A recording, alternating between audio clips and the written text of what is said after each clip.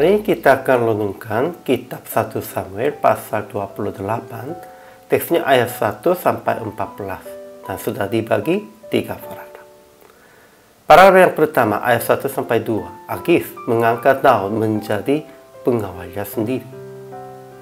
Paragraf yang kedua, ayat 3 sampai 7, ketika Saul melihat tentara Filistin, ia sangat merasa takut dan mencari perempuan yang sanggup memanggil Allah, sebab Tuhan tidak menjawab dengan cara apapun. Paragraf yang ketiga, ayat 8 sampai 14, Saul datang kepada perempuan yang sanggup memanggil Allah dan memohon akan memanggil Lo Samuel.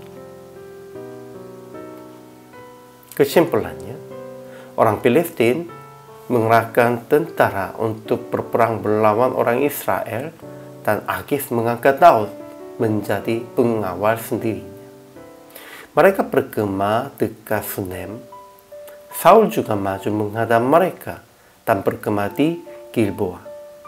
Namun sangat merasa takut sebab tentara Filistinnya banyak. Tetapi Tuhan tidak menjawab dengan cara apapun kepada Saul. Jadi Saul mencari perempuan yang sanggup mengawal memanggilnya Allah dan datang kepadanya. Kemudian Saul memohon kepada perempuan itu akan memanggil Lo Samuel. Ajaran tentang Allahnya, Tuhan tidak menjawab Saul baik dengan mimpi, baik dengan urip, baik dengan perantaraan para nabi juga. Tetapi kita harus ingat, itu penjawaban Tuhan. Kalau Tuhan diam, kita harus menerima itu sebagai jawaban Tuhan. Ajaran tentang manusianya.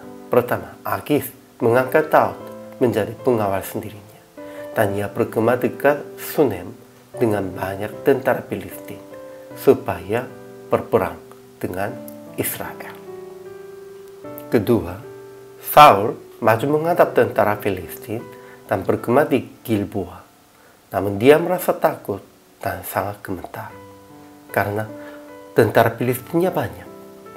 Tetapi Tuhan tidak menjawab dengan cara apapun kepadanya. Jadi Saul mencari perempuan yang sanggup memanggil Allah dan datang kepadanya.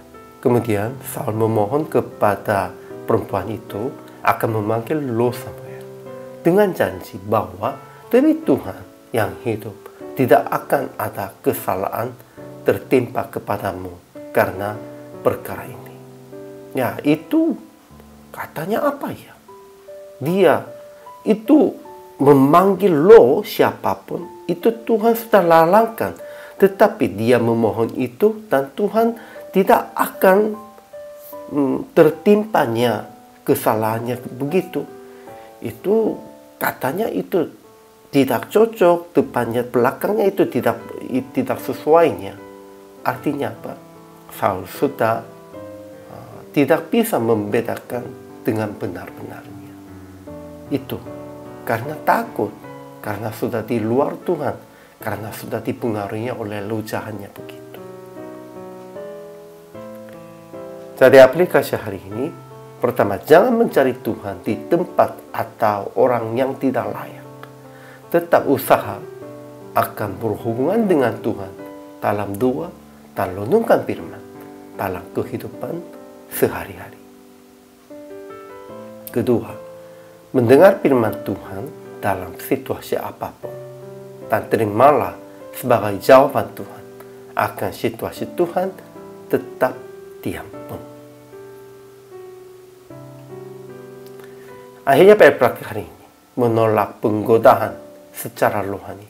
Sekalipun banyak orang mengajak akan mencari hamba Tuhan rohanian atau hamba Tuhan yang bisa dibuat pun, itu cuma semua sia-sianya. Hanya fokuskan berhubungan dengan Tuhan supaya mendengarnya firman Tuhannya dalam doa dan renungan firman dalam kehidupan sehari-hari. Kita harus mendengar suara Tuhan bukan melalui orang lain, hanya di dalam hubungan pribadi dengan Tuhan saja. Inilah orang Kristen.